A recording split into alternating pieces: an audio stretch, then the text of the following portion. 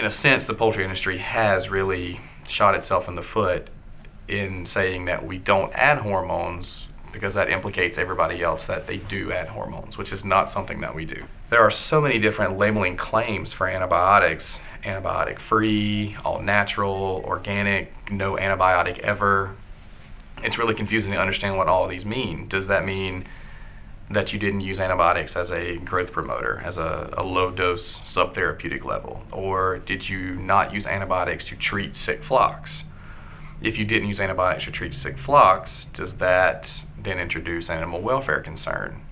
If it's organic, does organic regulation allow you to use antibiotics? Does all natural regulation allow you to use antibiotics? Is there a governing body that says what is natural and what's organic?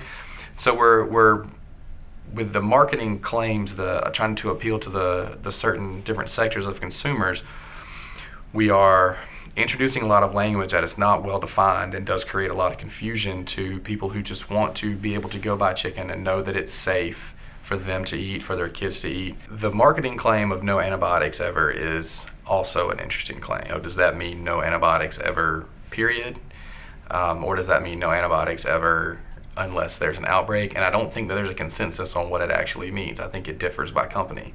I believe there are some producers, small producers out there, that will say no antibiotics ever, period, and that they will never use them.